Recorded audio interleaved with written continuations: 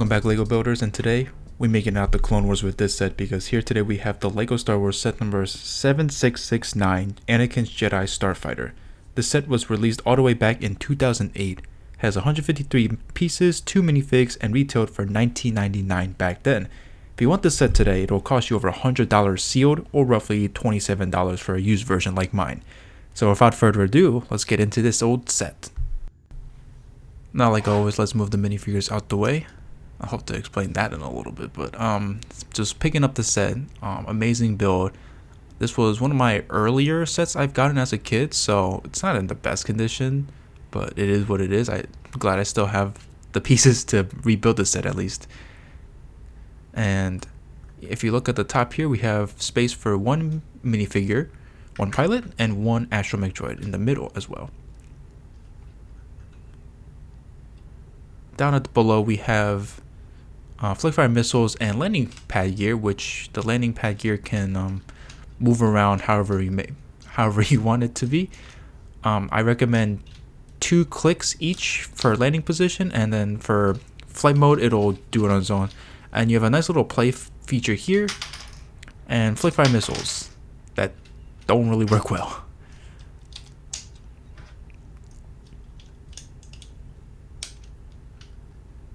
For this demonstration, I'm going to show you how the minifigures play into the set, and I'm going to be using the clone gunner from the ATTE I reviewed a week ago, just because. And he fits nice and snugly in there, and even with his big helmet, there's no issues with the cockpit at all. And up in front of that, we have the spot to put an R2, which is pretty nice and solid. I will say these are my favorite parts of these kinds of builds because it's something satisfying about just putting an astromech droid inside the, well, I'm not going to elaborate on that, but yeah, down here, going back to the feature, you push the cone piece and it'll launch R2, which didn't work the first time. There we go. Yep, and it'll launch it for ejection, I guess. It's just a fun little thing for the kids.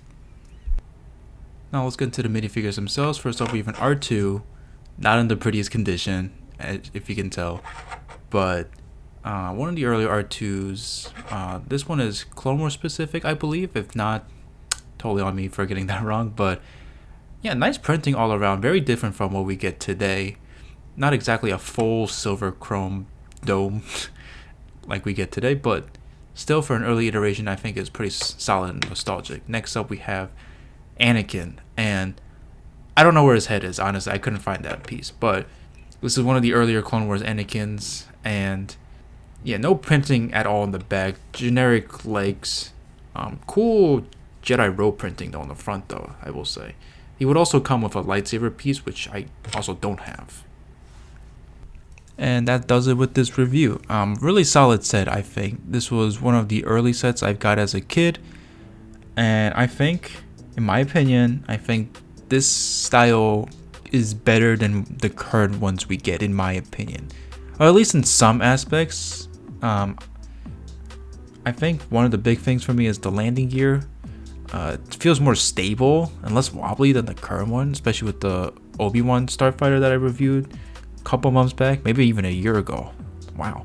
But yeah, I think this is not the first version they've done of this, but I think it's a big improvement from the Obi-Wan one from episode 2 that came out in 2002.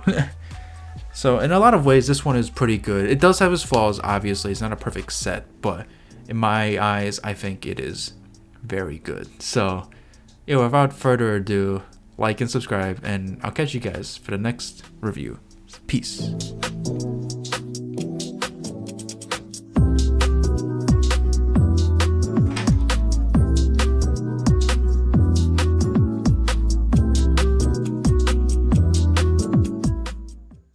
Have a good day.